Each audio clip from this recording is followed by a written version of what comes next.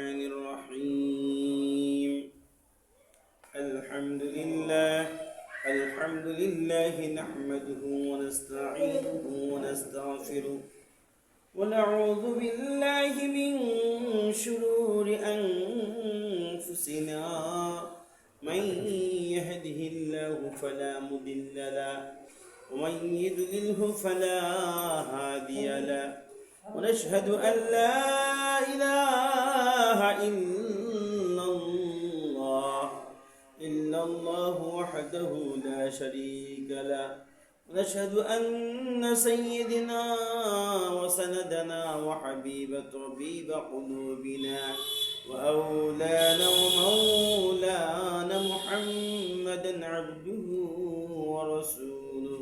ورسوله الذي أوتي جوامع الكلام وكرائم الحكام ومكارم الشيام صلى الله عليه وعلى آله وأصحابه وبارك وسلم أما بعد فأعوذ بالله من الشيطان الرجيم بسم الله الرحمن الرحيم يا أيها الذين آمنوا كتب عليكم الصيام كما كتب على الذين من قبلكم لعلكم تتقون أياما معدودات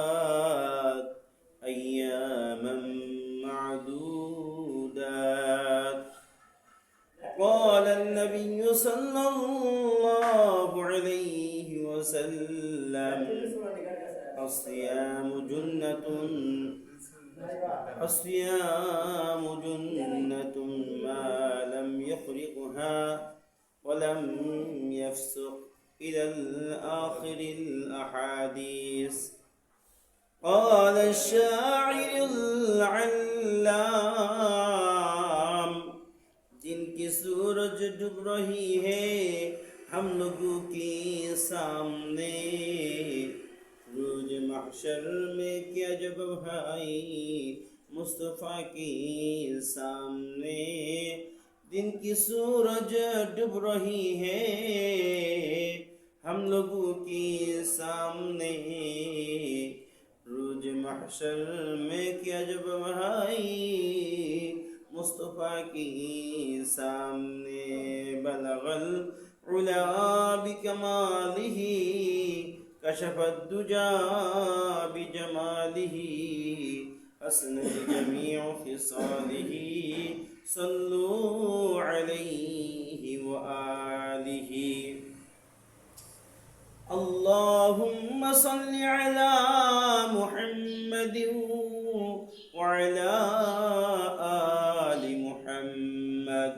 كما صليت على إبراهيم وعلى آل إبراهيم إنك حميد مجيد اللهم بارك على محمد وعلى آل محمد كما باركت على إبراهيم وعلى آل إبراهيم إنك حميد مجيد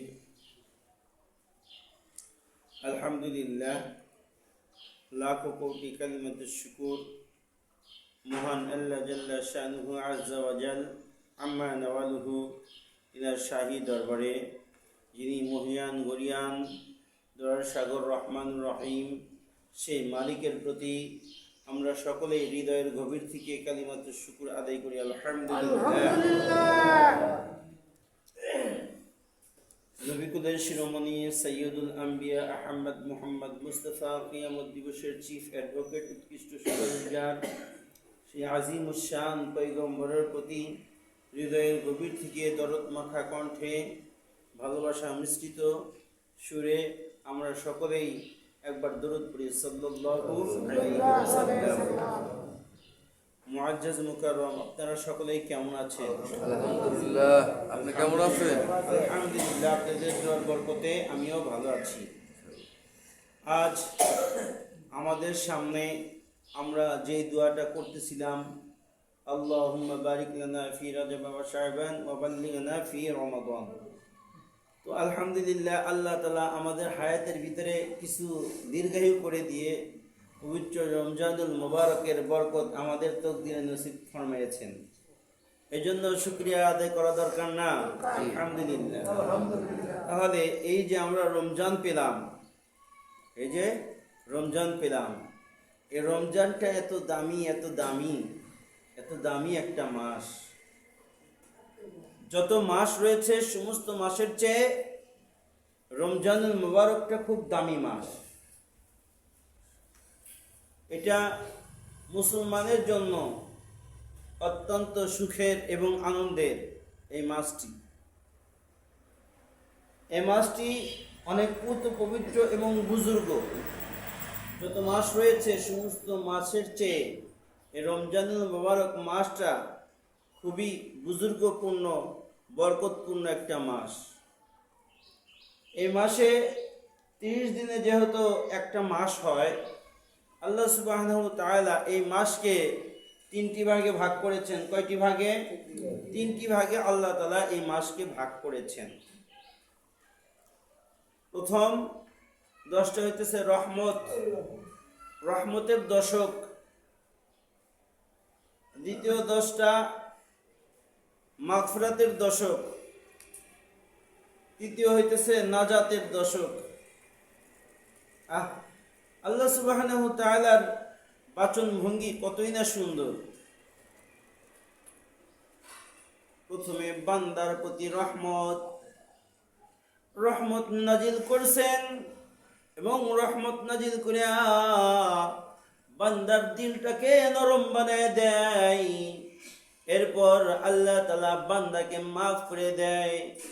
এরপর নাজাতের জরিয়া একটা বিষয় নাজাত দিয়ে দেয় তথা আখরবি জিন্দেগির কল্যাণ আল্লাহ তাআলা বান্দার তকদিরে নসিব ফরমান। কত সুন্দর আল্লাহ তাআলার আইন কানুন, কত সুন্দর নিজাম। প্রথমে রহমত দিয়েছেন, এরপরে মাগফিরাত, তারপরে নাজাত। তো আমরা এখন রহমতের দশকের ভিতর রয়েছি। এর মাঝে থেকেও অনেকে সাহারি গ্রহণ করবে, ইফতার গ্রহণ করার মতো সুযোগ পাবে না। আবার অনেকেই ইফতার গ্রহণ করবে, সাহারি গ্রহণ করার মতো সুযোগ পাবে না। অনেকে বা ইফতার মাহফিলে ইফতারের অনুষ্ঠানে বসাই আল্লাহর দিদারে চলে যাবে। এই জন্য এই মাসটির গুরুত্ব দিতে হবে। এই মাসটি কেমন মাস? যেমন মাসে আম কুড়ায়, ঝড়ের দিনে যেমন আম কুড়াইতে সুখ লাগে, এই মাসে ইবাদত করতে সুখ লাগবে। কার এই মাসে ইবাদত করতে কাদের সুখ লাগবে? যারা আল্লাহ তাআলার খাস এবং প্রিয় বান্দা, তাদের এই মাসের ইবাদত খুব সুখের ইবাদত। যে সমস্ত বান্দা মসজিদের মিনার হইতে আজান হইলে আর কোনো কাজ করতে পারে না, আল্লাহ তাআলার সান্নিধ্যে চলে যায়, আল্লাহর প্রেমের পাগল সেই বান্দাগুলো তখন আজান শুনলে আর ঠিক থাকতে পারে না, স্থির থাকতে পারে না। যেমন একজন বাদশা তার পাঁচির ঠিক করাবে, বাজারের ভিতর রাজমিস্ত্রি খুঁজতেছে। একজন সেই বাদশার সেনাপতিকে বলতেছে, কাকে খোঁজো? ভাই, বাদশার মহলের পিছনের দেওয়াল ধসে গেছে, সেটা ঠিক করার জন্য মিস্ত্রি খুঁজতেছি। কয় ভাই মিস্ত্রি তো একটা আছে যে মসজিদে যে দেখো মালিকের সাথে কথা বলতেছে। যাও যাও মসজিদে চলে যাও, যা দেখো মালিকের সঙ্গে প্রেমের আলাপন, মালিকের কালামুল্লাহর তেলাওয়াত করে। দেখো মালিকের সঙ্গে আলোচনা করতেছে, আলাপন করতেছে, প্রেম বিনিময় করতেছে। যা দেখো তোমার ওই মিস্ত্রি যদি তুমি বলতে পারো আর সময় যদি দেয় তাহলে তুমি মিস্ত্রি পাইবা। বাদশার পক্ষ থেকে লোক তার নিকট চলে গেছে। যাওয়ার পরে ওই মিস্ত্রি বলতেছে, আমি আপনার ওইখানে কাজ করব দুইটা শর্তে।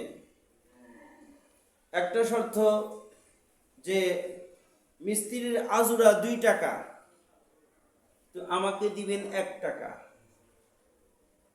মিস্ত্রির আজুরা মজুরি 2 টাকা, আমাকে দিবেন 1 টাকা। আর যখন মসজিদের মিনার হইতে আজান হবে তখন সঙ্গে সঙ্গে আমাকে ছুটি দিতে হবে। যখন মসজিদের মিনার হইতে আজান হয়ে যায় আমাকে সঙ্গে সঙ্গে ছুটি দিতে হবে, কেননা আমি মালিকের প্রেমের সাগরে জাপ দিব, মালিকের কুদরতি চরণে সেজদা দিব। মালিকের কদমে সেজদা দেওয়ার জন্য কত পাগল। যারা প্রকৃত মুমিন তারা রমজান মাসে খুঁটে খুঁটে বের করবে কোন কাজটা করলে আল্লাহ তাআলা সন্তুষ্টি হয়, কোন কাজটা করলে আল্লাহ তাআলার কাছে প্রিয় বান্দা হওয়া যায়। যেমন সারাদিনের সুন্নাত যদি আপনি গোনেন, সারাদিনের সুন্নাত যদি আপনি গোনেন, গণনা করেন, তাহলে দেখবেন 20 টাকা। কয় টাকা? 20 টাকা। ফজরের 2 রাকাত সুন্নাত, জোহরের 4 রাকাত সুন্নাত, আর পরে 2 রাকাত 6 রাকাত, 6 4 8, 6 আর 2 8, 8 রাকাত। আসরের 4 রাকাত সুন্নাত, 12 রাকাত। আসরের আগে একটা সুন্নাত আছে কিন্তু 12 রাকাত। এবং কি মাগরিবের 2 রাকাত সুন্নাত, কত রাকাত হইল? 14 রাকাত। এশার আগে 4 রাকাত সুন্নাত, কত হইল? 18। এবং এশার নামাজ পরে 2 রাকাত সুন্নাত, কত হইল? 20।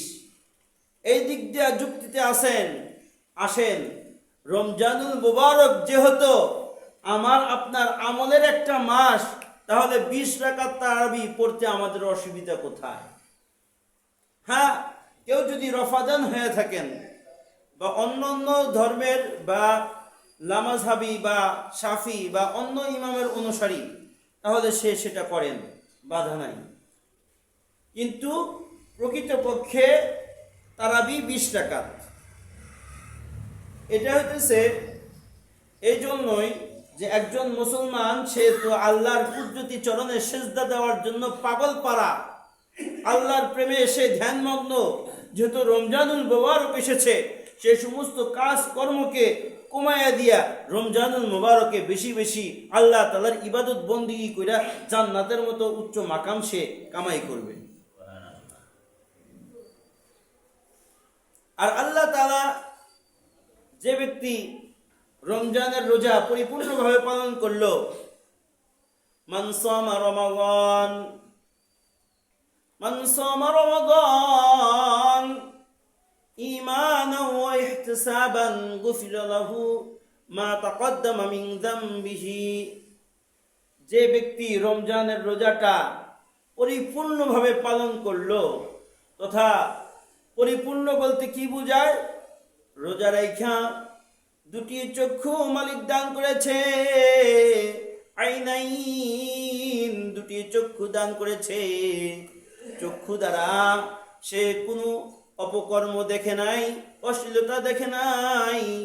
এখন তো মিডিয়াতে খুললেই অশ্লীলতা, আপনার চাওয়া লাগে না, সামনেই চলে আসে। এইগুলো থেকে পরহেজ থাকা। ওই যে আল্লাহ তাআলা বলেছেন লাআল্লাকুম তাত্তাকুন, লাআল্লাকুম তাত্তাকুন, যদি তোমরা মুমিন হও, মুত্তাকি হও। যেমন রোজা ফরজ করা হয়েছে, কুতিবা আলাইকুমুস সিয়াম কামা কুতিবা আলাল্লাযীনা মিন ক্বাবলিকুম লাআল্লাকুম তাত্তাকুন। যদি তোমরা মুমিন তাকওয়া ওয়ালা হও, তাহলে অবশ্যই তোমরা পরহেজ থাকো কি থেকে? গুনাহ থেকে। যেমন রোজার আবিধানিক অর্থে বলেছেন আল ইমসাক আনিল আকলি ওয়াশরুবি ওয়া তাই আও জিমাই, যে রমজানুল মুবারকে তোমরা খানা পিনা থেকে বিরত থাকো। এখন আপনি ওযু করতে লাগে এমন ভাবে কুলি করতেছেন গড়গড়ায়া। রমজান মাসে স্বাভাবিকভাবে আপনি কুলি করবেন, আর যদি গড়গড়ায়া কুলি করেন তাহলে কিন্তু পানি আপনার গলার নালীর ভিতর ঢুকে যাবে, যাবে না? আর গেলেই রোজাটা ভঙ্গ হয়ে যাবে, গেলেই কি রোজা ভেঙে যাবে। এবং কি চোখে এবং কর্ণশিকায় এমন ওষুধ ব্যবহার না করা রোজারত অবস্থায়। যদি এরকম ওষুধ ব্যবহার করেন যেই ওষুধের তিক্ততা আপনার গলার ভিতরে আসে, গলার ভিতর থেকে পেটে পর্যন্ত চলে যায় তিক্ততা ভাব, এরকম ওষুধ রোজা রাখা অবস্থায় দেওয়া যাবে না। রোজা থাকা অবস্থায় আপনি ইনহেলার ব্যবহার করতে পারবেন না। রোজা থাকা অবস্থায় আপনি শরীরে স্যালাইন পুশ করবেন, করে যদি দেহের ভিতর পেটের ভিতর যদি আসে তাহলে আপনার রোজা ভঙ্গ হয়ে যাবে। এই জন্য আপনাকে সকল কিছু থেকে বিরত থাকতে হবে। চোখের রোজা, কানের রোজা, জবানের রোজা। জবানের রোজা কিসে ভাঙ্গে? আপনি আছেন ওই ব্যক্তির কাছে গিয়েছিলাম, এখন যার কাছে বলতেছেন সে বলতেছে ওই ব্যক্তি যে কত ট্যালেন্ট আর কত যে বুদ্ধিজীবী, মানুষের পকেট থেকে কিভাবে টাকা নেওয়া যায় সে জানে। ওই ব্যক্তি ওর কথা কইতেছো, ও যে এত ভালো মানুষ, মানুষে কিভাবে পেরেশানি করা যায় সেটা জানে। মানে তার নেগেটিভে যখন কথা যাবে তখন গীবত হয়ে যাবে, আর এই গীবতের দ্বারা আপনার রোজা ভঙ্গ হয়ে যাবে। কেন রোজা ভঙ্গ হবে? কেননা আল গীবাতু আশাদ্দু মিনাজ জিনা, গীবত হইতেছে সবচেয়ে ছোট, গীবতের গুনাহ হইতেছে জেনা করা। আর আপনার রোজা থাকা অবস্থায় জেনা করতেছেন, তাহলে আপনার রোজা থাকলো কেমনে? এই জন্য ঈমান ওয়া ইহতিসাবান, যদি আপনার রোজাটা সুন্দর এবং সাবলীল হয় তাহলে আপনার পিছের গুনাহ আল্লাহ তাআলা মাফ করে দিবেন। এই জন্য ভাই রোজাটা আমাদের পরিপূর্ণ করতে হবে। এবং রমজান মাসে রোজা থেকে কেউ কারোর সঙ্গে খারাপ ব্যবহার করবেন না। অনেক সময় ফকির মিসকিন রমজানুল মুবারকে আমাদের কাছে, আপনাদের কাছে আসে, আসার পর সেই ফকির মিসকিনকে ধমকায়া আমরা সরাইয়া দিই। আজ এরকম ঘটনা অহরহ ঘটতেছে যে একজন ফকির আসছে, তাকে ধমকায় তারা দিতে দেরি, রাত্রিতে শেষ রাত আসার পূর্বেই প্যারালাইসিস হয়ে গেছে, স্ট্রোক করে প্যারালাইসিস হয়েছে। এই জন্য কেউ কারোর সাথে খারাপ ব্যবহার করবেন না। একজন ফকির আপনার কাছে যদি প্রাইভেট জেট, পাজারো গাড়ি বা ঘোড়া হাতি নিয়ে যদি আপনার বাসায় ভিক্ষার জন্য আসে, আপনার যথাসাধ্য অনুযায়ী ভিক্ষা দিবেন। ভিক্ষা না দিলে কি হয়? যেমন আল্লাহ রাসূল সাল্লাল্লাহু আলাইহি ওয়াসাল্লাম, ওনার একটা ঘটনা, আল্লাহ রাসূল সাল্লাল্লাহু আলাইহি ওয়াসাল্লাম গোশত খাইতে খুব ভালোবাসতেন। এই জন্য আম্মা জান আয়েশা সিদ্দিকা রাদিয়াল্লাহু তাআলা আনহা রাসূলের জন্য একটা পাত্রে গোশত রেখে দিছে। ইতিমধ্যে সাইল আসছে, 2 থেকে 3 টুকরা বা 4 টুকরা এরকম হবে। সাহেলকে না দিয়া আল্লাহ রসুলের জন্য রাখছে। সাহেলকে বলছে মাফ করো, বা যে কোনোভাবেই হোক সাহেলকে বিদায় করছে, কিছুই দেয় নাই। তো এমন অবস্থায় আল্লাহ রসুল সাল্লাল্লাহু আলাইহি ওয়াসাল্লাম যখন বাসায় আসছে, আসার পরে খাবারের জন্য রেডি, আল্লাহ রসুল সাল্লাল্লাহু আলাইহি ওয়াসাল্লাম এর সামনে যখন গোশতের পাত্রটা দিছে, দিয়ে দেখছে যে ওটা গোশত না, পাথর হয়ে গেছে, সাদা পাথর হয়ে গেছে। এই জন্য ভিক্ষুক যখন আপনার দ্বার প্রান্তে আসবে, তাকে ওরকম বিভিন্ন সলাকলা দিয়া না করার মতো সুযোগ নাই। আপনার কাছে থাকলে আপনি দিয়ে দেন, না থাকলে বলেন যে ভাই আমার কাছে নাই এই মুহূর্তে, অন্য সময়। তাহলে আল্লাহ রসুল সাল্লাল্লাহু আলাইহি ওয়াসাল্লামের সময় যদি রসুলের সাথে এই আচরণ হয়ে থাকে, রসুলের সাথে যদি আল্লাহ তাআলা এটা শিক্ষা দিয়ে থাকেন, মুসলিম উম্মাহকে শেখার জন্য এই কাজ করে থাকেন, তাহলে আমার আপনার জন্য কি এর চেয়ে ভালো হবে? ভালো হবে না। অবশ্যই একজন মানুষকে গুরুত্ব দিতে হবে। আর মান ফাত্তারা ইয়াওমান, যে ব্যক্তি একদিন কোনো ব্যক্তিকে ইফতার করাইল, সে তার সমপরিমাণ রোজা রাখলে যেমন সব, তার সমপরিমাণ সব ওই ব্যক্তির আমল নামায় দেওয়া হয়। এই জন্য মুআজ্জাজ মুকাররম রমজানুল মুবারকে আমার আপনার থেকে কেউ যেন কষ্ট না পায়। কথার দ্বারা কাউকে কষ্ট দেওয়া যাবে না, কাজকর্মের দ্বারা কাউকে কষ্ট দেওয়া যাবে না, কারো উপর জুলুম করা যাবে না। আমরা অনেকেই স্কুল, কলেজ, ভার্সিটি বিভিন্ন ইয়ের সাথে কর্মের সঙ্গে সম্পর্ক রয়েছি। অনেকে মাটির কামলা নেন রমজানুল মুবারকে, অনেক ব্যক্তি তার ভিতর আছে মাটি কাটতেছে, কিন্তু রোজা। দেখতে হবে আপনার অন্তত রমজান মাস হিসাবে আপনি 1 ঘন্টা কাজ তার থেকে কম নেন। 1 ঘন্টা কাজ যদি কম নেন, ওই ব্যক্তি যে খুশি হবে, ওই ব্যক্তির খুশির কারণে আল্লাহ তাআলা খুশি হয়ে যাবেন। যেমন আল্লাহ তাআলা বলতেছেন যে কোনো বান্দা খুশি, আল্লাহকে যদি কেউ খুশি করতে চায়, প্রবাদ বাক্যে রয়েছে আল্লাহ সুবহানাহু ওয়া তাআলাকে কেউ যদি খুশি করতে চায়, তাহলে সর্বপ্রথম আল্লাহর বান্দাদেরকে খুশি করুন। আর মানুষের বুকে আঘাত দিলে সে আঘাত লাগে কাবার বুকে। মানুষের এই দিলটা কত বড় জানেন? বিশাল বড়। বিশাল বড় বলতে আল্লাহ সুবহানাহু ওয়া তাআলার কাছে একদিন জিবরিল আমিন বর্ণনা করতেছে, ওগো আল্লাহ, আমি জিবরিল আমিন সহ সমগ্র পৃথিবী এবং সমস্ত কুল কায়নাত কেউ যদি তোমার ইবাদত বন্দেগী না করে, তাহলে তুমি কি করবা? আল্লাহ সুবহানাহু ওয়া তাআলা বলতেছেন যে আমার ইবাদত যদি কেউ না করে, ওই সাইডে একটা মাঠ আছে, এই মাঠের ভিতর এমন একটা গাভী ঘাস খাইতেছে, যেই গাভীটা এক ঘাসে এই পুরা পৃথিবীটা খেয়ে ফেলবো, তাহলে সেই মাঠটা কত বড়? আর এই মাঠের চাইতেও বড় করে আল্লাহ তাআলা তার বান্দার দিল, এই কলবটাকে বানাইছে। আমি আপনি ওপেন হার্ট সার্জারি করার পর দেখি একটু একটা জিনিস, 1/2 কেজি, 3 কেজি, 4 কেজি, 5 কেজি ওজন, কিন্তু ওটা কিন্তু একটু জিনিস নয়। ওইটা আল্লাহ তাআলার যত সৃষ্টি রয়েছে, আসমান জমিন, তার চাইতেও আল্লাহ তাআলা সবচেয়ে বড় করে বানিয়েছে ওইটা। আর এই যে মাথার ব্রেন, এই ব্রেনটাকে আল্লাহ তাআলা কত বড় বানিয়েছেন। পুরা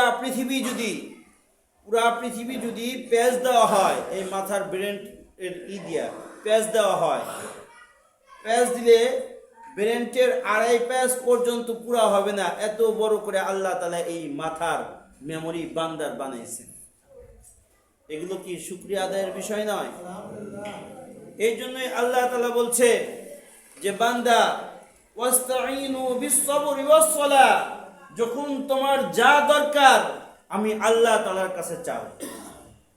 আল্লাহ তাআলার কাছে না চেয়ে যখনই অন্যের কাছে মুখাপেক্ষী হবেন, তখনই আপনার শিরক হয়ে যাবে। যেমন ধরেন, আপনি আপনার দাদার কবরের পাশে দাঁড়ায় দোয়া করতেছেন, কি করতেছেন? দোয়া করতেছেন, আয় আল্লাহ, তুমি আমার দাদার কবরটাকে বাগে জান্নাত বানিয়ে দাও, দাদার কবরটাকে জান্নাতের টুকরা বানিয়ে দাও। দাদার কাঁধে উঠে উঠে কত ঘোরাফেরা করেছি, কতই না আদর যত্ন করেছে।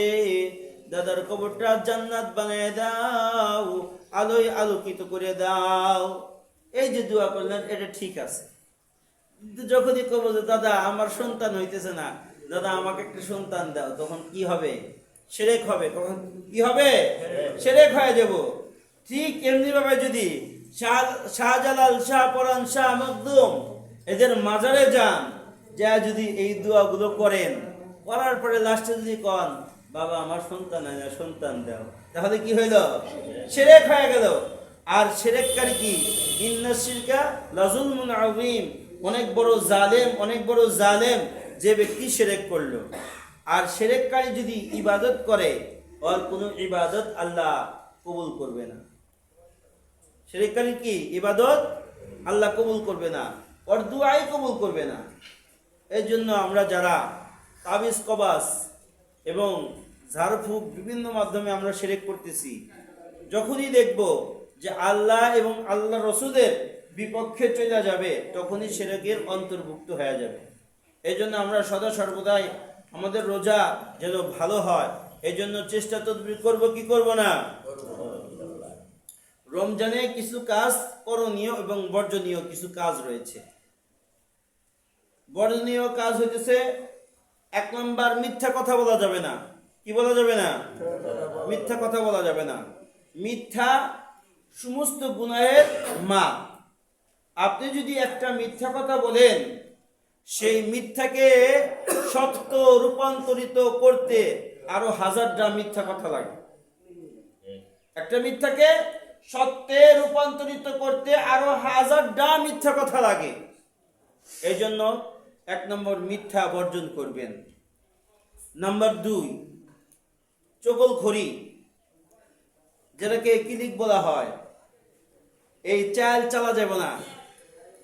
যে এমন কিছু করা যাবে না যাতে আপনার কথার দ্বারা আরেক ভাইয়ের মাথায় বাড়ি দেয়, এরকম চগলখড়ি করা যাবে না। নাম্বার 3, আত্মীয়তা ছিন্নকারী, আত্মীয়তা ছিন্ন করা যাবে না। নাম্বার 4, প্রতিবেশীর সঙ্গে ভালো আচরণ করতে হবে। আপনার সাধ্য অনুকূলে পারলে একটা খেজুর বা 1 গ্লাস শরবত প্রতিবেশীর জন্য পাঠাইয়া দেন। ওই যে প্রতিবেশী যে খাওয়াইলেন, খাওয়ানোর দ্বারা, ইফতার করার দ্বারা সে কলিজা যে তার যে ঠান্ডা হইলো, সে যে একটা আলহামদুলিল্লাহ শব্দ বলবে, এই আলহামদুলিল্লাহর বদলতে আল্লাহ আপনাকে জান্নাতের মতো সুন্দর ব্যবস্থা করে দিতে পারে। সুবহানাল্লাহ। এরপর নাম্বার 6, কারো গীবত করবেন না, কারো শিকায়েত করবেন না। নাম্বার 7, শিরক যুক্ত এরকম কোনো কাজ করবেন না যে কাজ করলে শিরক হয়। নাম্বার 8, কোনো অশ্লীল ভিডিও দেখবেন না। অশ্লীল ভিডিওকে আপনাদের শেয়ার দিবেন না, কমেন্ট লাইক দিবেন না। এই যে এখন টিকটকের জামানা, সব জায়গায় টিকটক, ইসলামী টিকটক করেন, কিন্তু আপনি অশ্লীলতার ঘনাঘটা এরকম টিকটক করতে পারবেন না, তাহলে দেখলে আপনার রোজা নষ্ট হয়ে যাবে, চোখের রোজা নষ্ট হয়ে যাবে। নাম্বার 9, কর্ণ শিখা দ্বারা কোনো গান বাজনা শুনবেন না। আল্লাহর রহমতে চাঁদ উঠলেই দেখা যাবে আমার বাংলার সোনার ছেলেরা সারা মাস রোজা রাইখা সেদিন দুয়ারে এসে আসার পড়বে। কি পড়বে? দুয়ারে এসে আসার পরে সারা রাত, সারা মাস রোজা রেখেছে। আর ঈদের রাত্রিতে আল্লাহ তাআলার কাছে যে ওই ঈদের রাত্রিটা কত গুরুত্বপূর্ণ ইবাদত, আল্লাহ তাআলা পছন্দ করেন, কিন্তু সেই ইবাদতকে সে বক্স নিয়ে এসে অশ্লীলতা গান বাজাইতেছে, সেই গানগুলো বোঝাও যায় না। ওকে যদি ঘাড় ধরে বলা হয় তুমি এই শব্দটার অর্থ বলো, ওকে ওর 14 গোষ্ঠী পর্যন্ত ওই অর্থ বলতে পারবে না। আগে কত সুন্দর আমার মাতৃভূমি বাংলাদেশকে নিয়ে সুন্দর সুন্দর গান ছিল, কিন্তু এখন এমন অশ্লীলতা এসেছে যে এখন খালি গানে খালি বাজনা বাজনা। কিন্তু তোমার এই গানের বাজনার দ্বারা পাশে হাড়ের রুগী তার যে ক্ষতি হইতেছে, শোকেসের ভিতর থেকে কাপ পিরিচ এই ভিটের কারণে পরে ভেঙে যেতেছে, তুমি তো সেটা দেখো না। কিন্তু ওদের যে অন্তরের কালো ধোঁয়া, সেই ধোঁয়াটা আসমানে উঠে যেতেছে, এবং এই ধোঁয়ার যে অন্ধকার, তোমার জীবনে অন্ধকার নেমে আসবে। এই জন্য এইগুলো গুনাহ থেকে আল্লাহ তাআলা আমাকে আপনাকে বিরত রাখুক।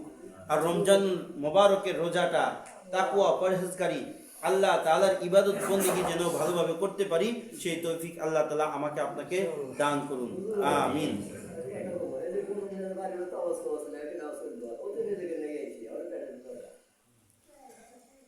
তাবিজ কবাজ সম্পূর্ণ শিরক। রসুল থেকে নিয়ে সাহাবা থেকে আজমাইন, এদের ভিতর কোনো প্রচলন ছিল না যে তাবিজের।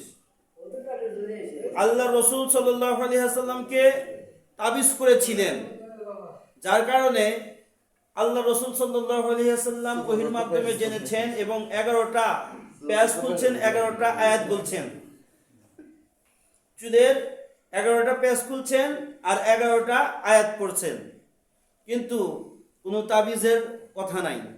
আল্লাহ রসুল সাল্লাল্লাহু আলাইহি ওয়াসাল্লামের সঙ্গে জিবরিল আমিনের যখন প্রথম সাক্ষাৎ হয়, তখন তো আল্লাহ রসুল ভয় পেয়ে গেছিল, এবং আল্লাহ রসুলকে একজন সেই জামানায় তৎকালীন আলেম ছিল, যাদেরকে বুহাইরা রাহেব বলা হয়। তখন ইহুদিদের ভিতর আলেম ছিল, তাদেরকে রাহেব বলা হয়। তাদের নিকটে যখন যায়, তারাও কিন্তু তাবিজের ব্যবস্থা করে নাই, কোনো সাহাবী তাবিজের ব্যবস্থা করে নাই। এখন আমরা যারা তাবিজ করি, এটা অরিজিনাল সমস্ত কিছু শিরক। তাবিজ এটা সমস্ত শিরকের ভিতর চলে যায়, কারণ ওর আল্লাহ তাআলার কালামের প্রতি কোনো ইয়াকিন থাকে না, আল্লাহ তাআলার রহমতের প্রতি কোনো বিশ্বাস থাকে না। একমাত্র তার বিশ্বাস তাবিজ, আমার গলায় তাবিজ আছে, তাবিজ আমাকে রক্ষা করবে। এই জন্য দেখবেন কাবা চত্বরে যখন আপনি তওয়াফ করতে লাগবেন, আপনার গলায় যদি তাবিজ থাকে, মাজায় কোমরে যদি তাবিজ থাকে, সঙ্গে সঙ্গে ওখানকার পুলিশ এসে আপনার তাবিজ খুলে নিবে। এই জন্য তাবিজ কবাজ এগুলো শিরক। আপনি পারলে তেল পরা, পানি পরা, এটার অনুমতি শরীয়ত দিয়েছে, যে আল্লাহর কালাম দিয়া তেল পরে দিল, পানি পরা দিল, এটার অনুমতি শরীয়ত দিয়েছে। যেমন সূরা ফাতিহা সমস্ত রোগের শেফা, সূরাতুশ শিফা নাম দেওয়া হয়েছে সূরা ফাতিহা। সূরা ফাতিহা দ্বারা ফুঁক দিবে, পানি পরে দিবে, এগুলো ঠিক আছে। কিন্তু তাবিজ দিয়ে একজনের মেয়ের সাথে আর একজনের ছেলের সাথে লাইন করে দেয়, তাবিজ করে, এগুলো কি ভালো জিনিস? এগুলো শিরক। তাবিজের চাইতে আপনি যদি সূরা গুলো আমল করেন, যদি কোরআনুল হাকিমের আমলগুলো করেন, নির্দিষ্ট আমলগুলো আছে, সেই আমলগুলো যদি করেন, আপনাকে জিনে আসর করতে পারবে না। আমলগুলো করলে আল্লাহ তাআলা আপনাকে শয়তানের হাত থেকে রেহাই দিবে। আপনি বাড়িতে ঢুকতেছেন, সালাম দিয়া আয়াতুল কুরসি পড়ে ঢোকেন। আপনি বাড়ি থেকে বের হইতেছেন, সালাম দিয়া বিসমিল্লাহি তাওয়াক্কালতু আলাল্লাহ বলে আল্লাহর নামে বের হন। ঘরে ঢোকার দোয়া আছে, বের হওয়ার দোয়া আছে, সমস্ত কিছুর দোয়া আল্লাহ তাআলা তার বান্দাদেরকে শিখিয়ে দিয়েছেন। এই জন্য আমরা এগুলো ফলো করব, আমাদের দ্বারা যেন কোনো শিরক না হয়। আল্লাহ তাআলা রমজানুল মুবারককে বিশুদ্ধভাবে ঈমান আমলের সহিত ঈমানান ওয়া ইহতিসাবান ভাবে পালন করার মতো তৌফিক ইনায়াত ফরমান, আমিন। ওয়া আখিরু দাওয়ানা আলহামদুলিল্লাহ।